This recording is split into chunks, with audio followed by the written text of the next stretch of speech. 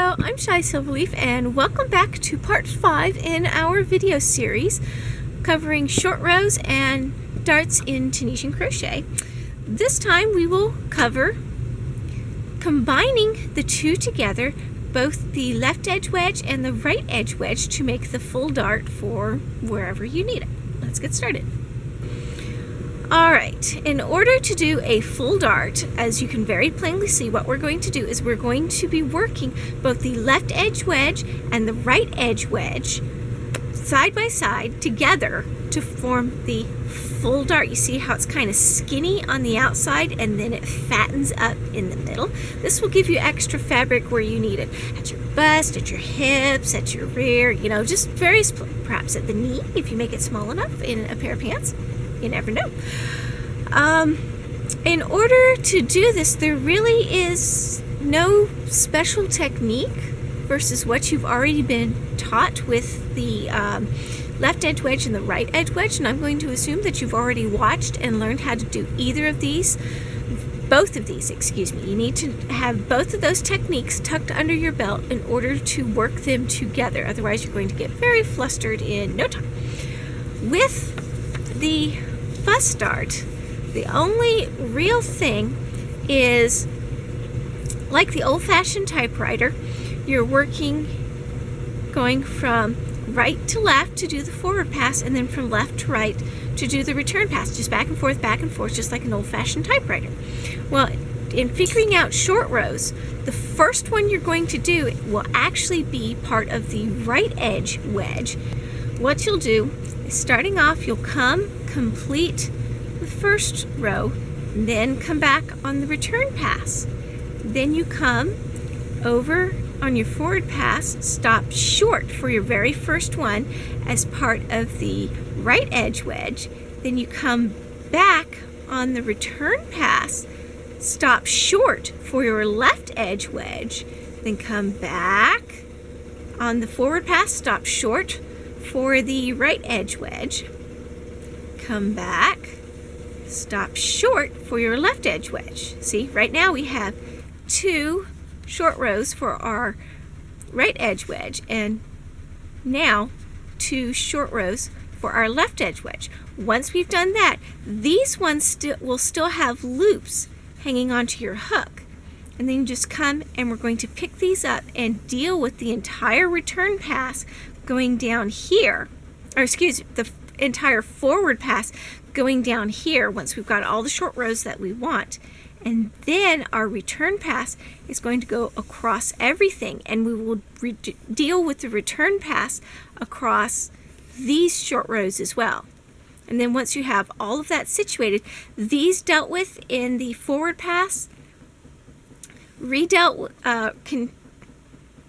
finished in the return pass, dealt with in the return pass, and then re-pick up everything like you should back and forth from then on.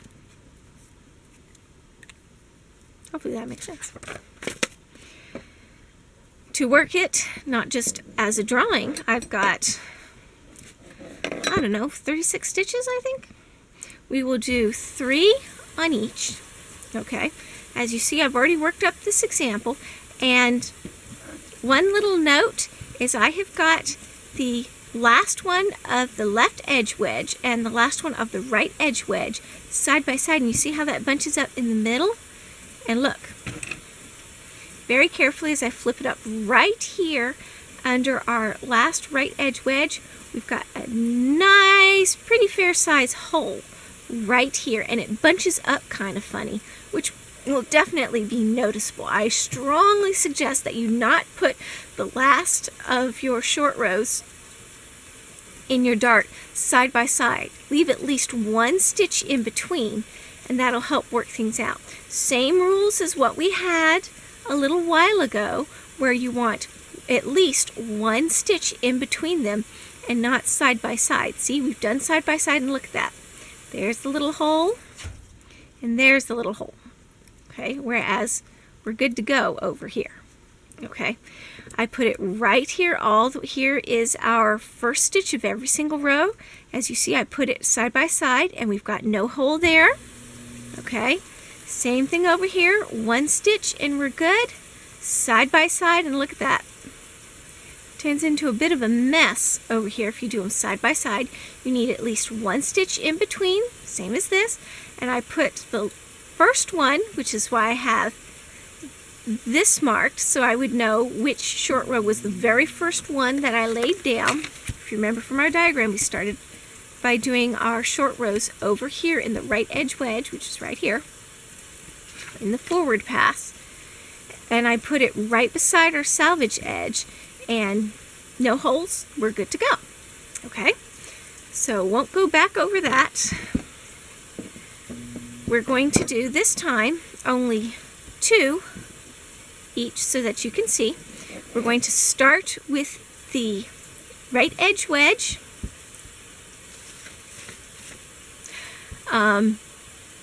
short row, and then we'll do a left edge, and then another right, and then end on a left edge, just because. Okay, this is simple all the way across, so you don't have to worry about really losing any patterns or anything like that.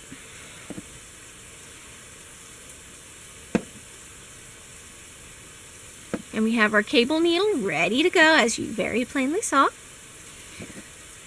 to help out with our left edge wedge, half of the dart. And I'm just going to kind of stick them anywhere. Really, you kind of want them evenly placed on each side, otherwise your dart's going to look kind of lopsided, unless that's what you need. If that's what you need, by all means, then do it.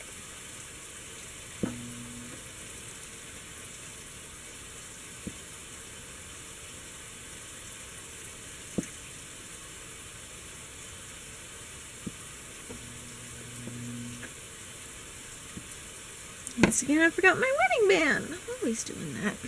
That's what I get for recording at home.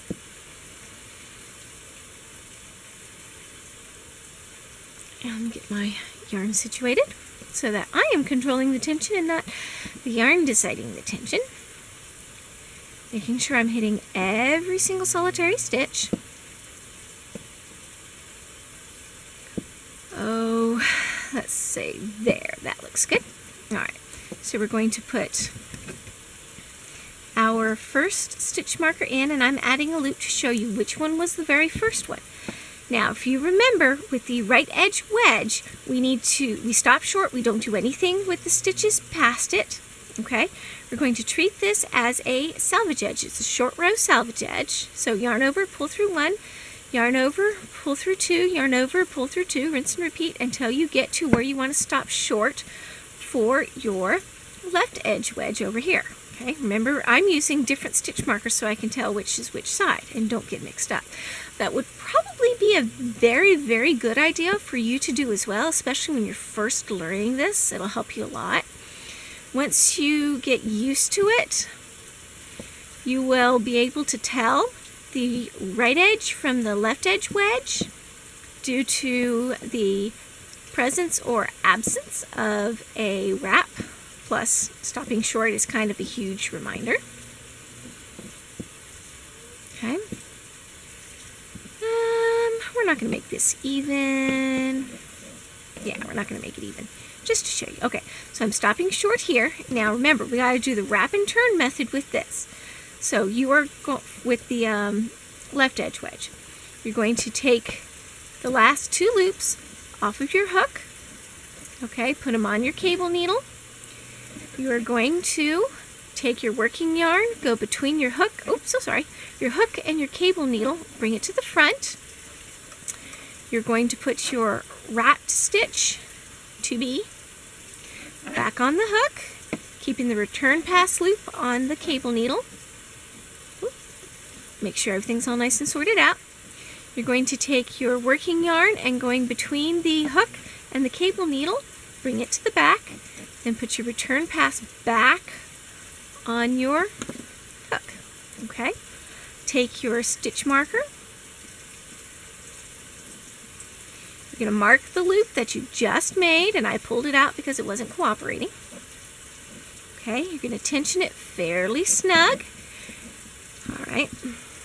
Now we just did return pass with this loop. We want to ignore it for now and work the next stitch beside it so that we don't accidentally double that up and create a big gap between this loop and this loop. The idea is to close the gaps, not create a whole bunch more. Okay, now we are going to do our right edge wedge. Next is where we're going to stop. And like I said, I'm not going to place these evenly so you can see what happens when you don't place them evenly.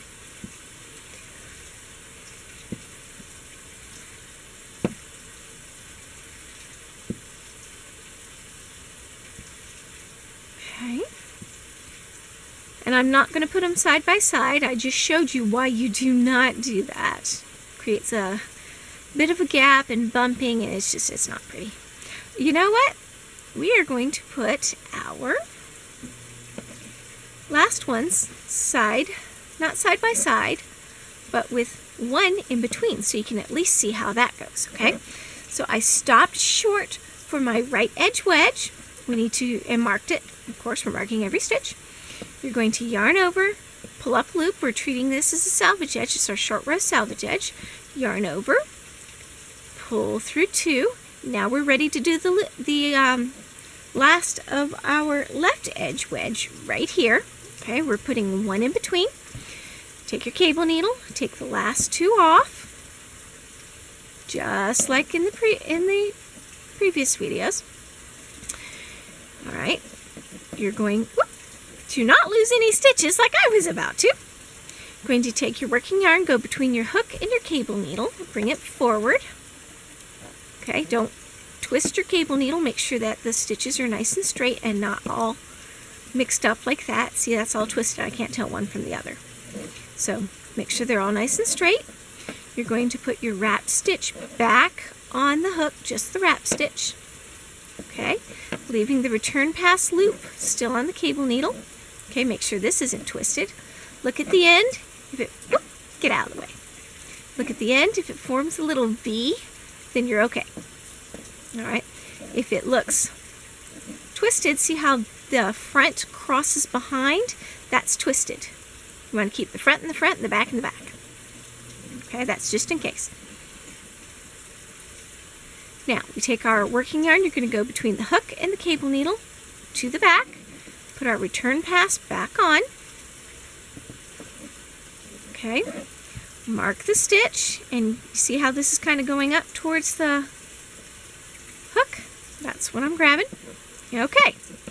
We have finished doing all of our short loads like we did on the illustration.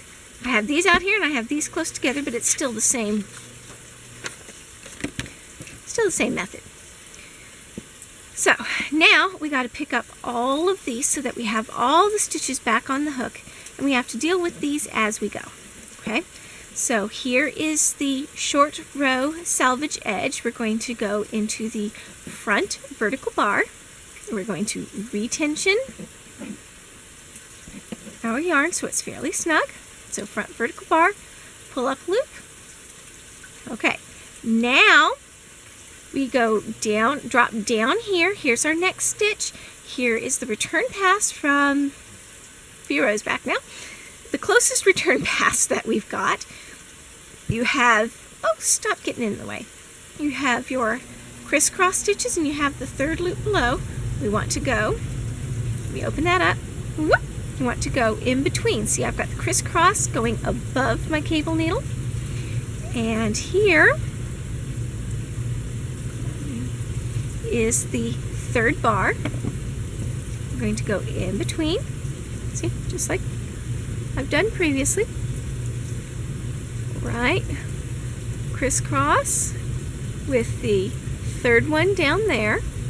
Okay, yarn over, pull up a loop, transfer your stitch marker to your odd loop, and they're all going to be odd loops. Okay, this just happens to be the right edge odd loop. Okay, here's our next stitch. Remember, the stitches connect with the ones below. The odd ones seem to go nowhere. So we're going to pick this up, and we're going to continue picking up in simple stitch all the way until we get to our next short row salvage edge.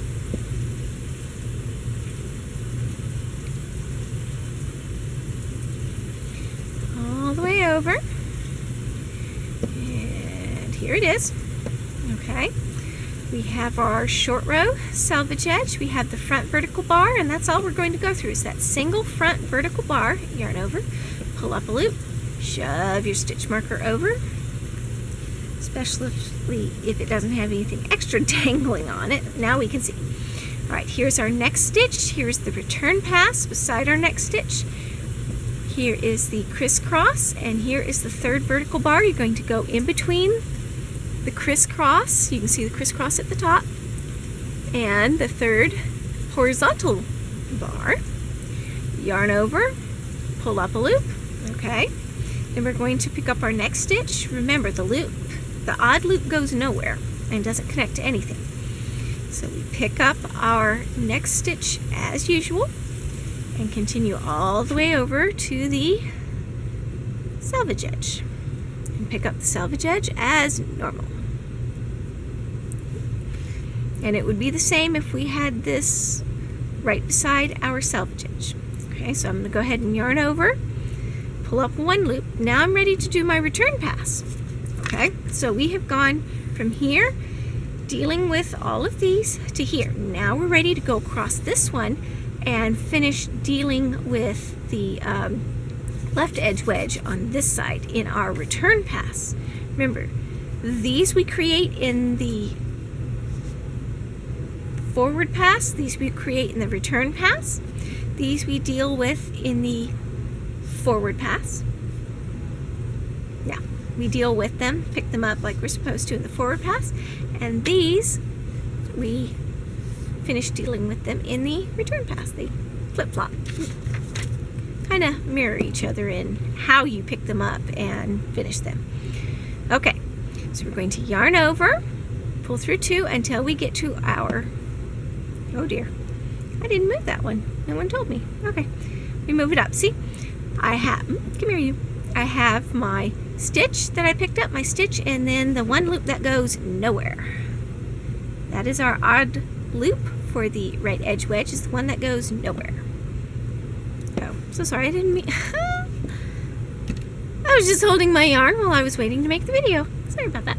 Okay, so yarn over, pull through two, yarn over, pull through two until we get to the odd loop. Remember, now we want to pull through three because we want to make this disappear. We're going to pull through our return pass, odd loop, and the stitch next to it. One stitch next to it, unless called for in the pattern. Ta-da! Just like that. Leaving the stitch marker there. Yarn over, pull through two, yarn over, pull through two until we get to the next of our right edge wedge.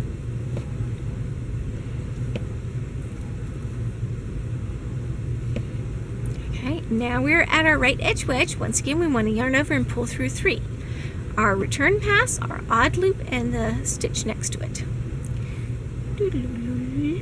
Okay, now we yarn over, pull through two. Now we need to switch modes from right edge wedge to left edge wedge. We are absolutely done creating and finishing off our right edge wedge. We need to finish off our left edge wedge. So first we need to take the last two loops, our wrap stitch and the return pass, put them on our trusty old cable needle. Come on, you. Here we go. Now, do you remember what we need to do next? It's okay if you don't. We're going to push them to the other end of our cable needle. We're going to hold on to them so they don't go anywhere. We take our wrapped loop, and if you have your stitch marker, you can use your stitch marker to give it a tug up onto the cable needle. Okay, wiggle it so that it's in between our return pass and our stitch. Okay, so this is now our odd loop. You're going to slip those three loops back onto your hook in the exact same order that they are on the cable needle. I guess you could switch them up. That would give you some weird effects. Let's just stick with this, right? The basics right now. Okay, now we yarn over, and the same as we did for the right edge wedge, we're going to yarn over and pull through three. Our return pass, our odd loop, and our stitch next to it. Ta-da! Once you get it off the cable needle, after you've finished it up and back onto the hook, return pass into it is exactly the same. as your right edge wedge. Okay, so yarn over, pull through 2, yarn over, pull through 2 until we get to our next wrap stitch. And do not let your yarn dictate what's going to happen next. You are the master or the mistress, not the yarn. Although some yarn tries to demand that. Anyway, you're going to take the last 2 stitches off of the last 2 loops off of your hook, your return pass and your wrap stitch, and put them on your trusty old cable needle. You can slip them on as though you were knitting. This is just the way I prefer to do it. Works both ways.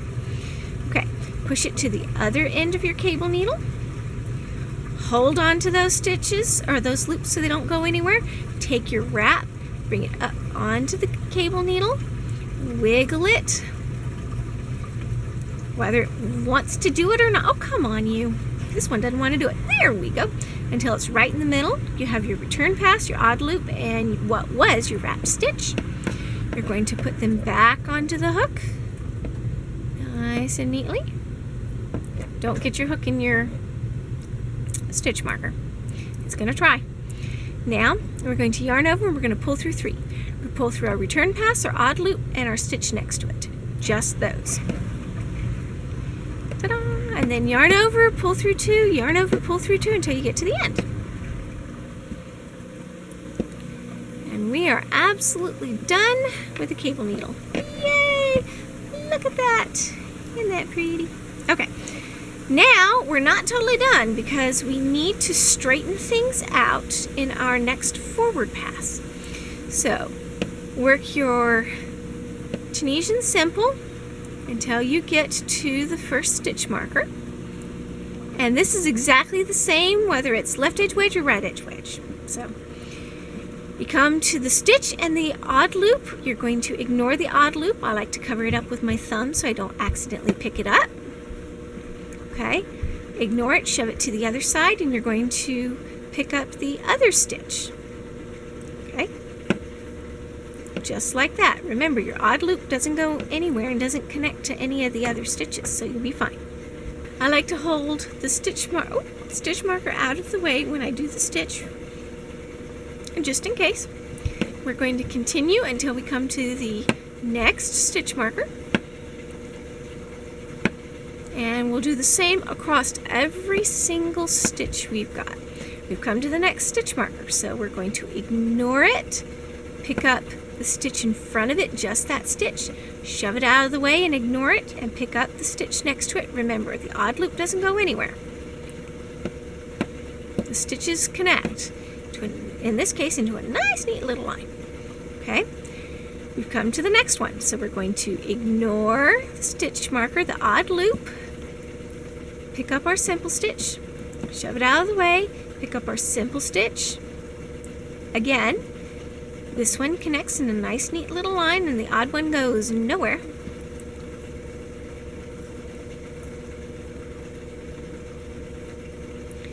All the way to the next stitch marker.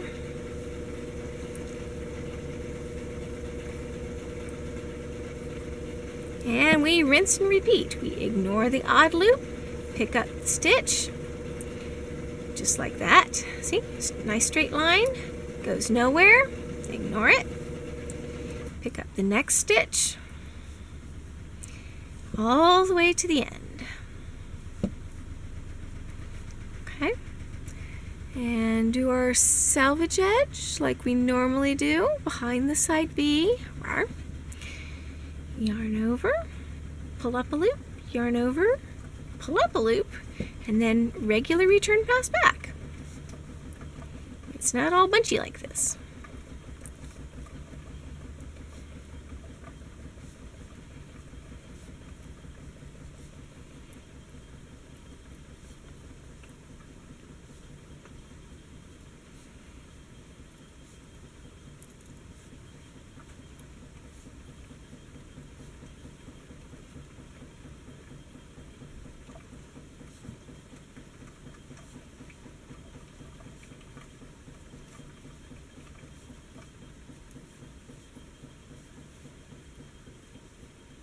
Okay, all the way back. Oop. just through 2, not through 3. We did 3 last row because we needed it. We don't need it now. Alright, and I'm going to do one more just to make one more row just to make things neat. And we don't have to worry about any odd loops. I still have them marked. Just keep going. We don't have to worry about them at all. We're picking up just the stitches that we did the last row.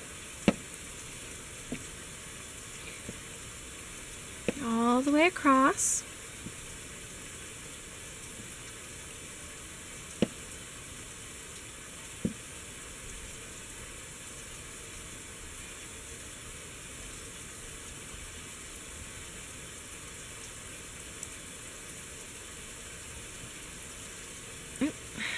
Getting caught on some other things. All the way. Just exactly what we've learned from the previous 2 videos, combining them. And what I mean is the simple stitch videos.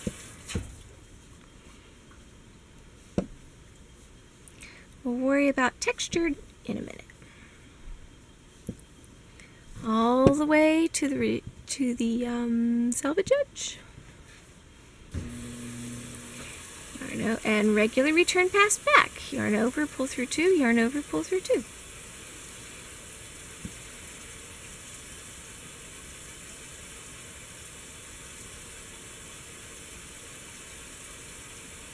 All the way back.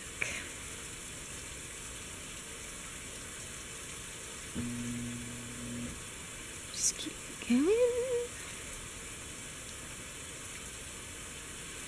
All the way back.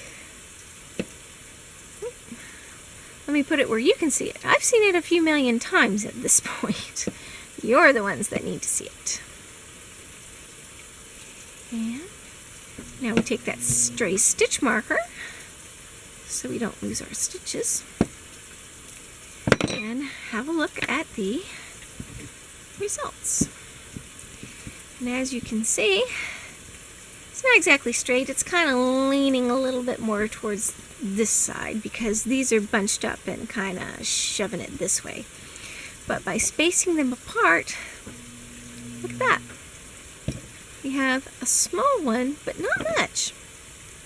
Really, I would have no problems having a dart across unmentionable bowls done this way. Absolutely none. I wouldn't want it pulled tight because then the holes are a little more noticeable. But if it was just exactly your size with 0 ease, no larger or smaller than your measurements, you would be fine and dandy. Okay, and that is all there is to it, really. Once you pick this up, the possibilities are endless for you. We've got sweaters, we've got skirts, you can do elbows, you can do knees, you can put across your elbows, you can put across your knees, you can put it anywhere you please. There is this really neat purse that I once saw on my favorite TV show, Knitting Daily, where she does, it's one long rectangle, but it's a series of left edge wedges and right edge wedges, and they balance each other out the whole length.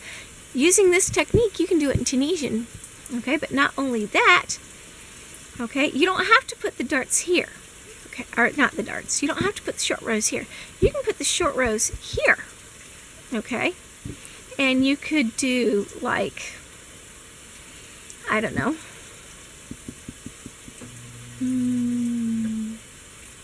you could possibly make a quilt doing a series of darts all over in different colors. That would be fun, okay?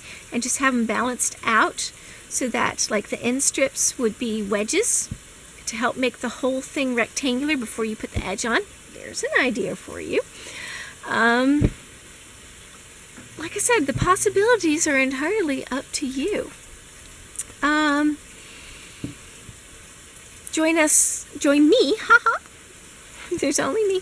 Next time when we tackle this in textured, okay? And it's going to be just like working the left edge wedge in textured, the left edge wedge in textured and the right edge wedge in textured together using the exact same method that we just did.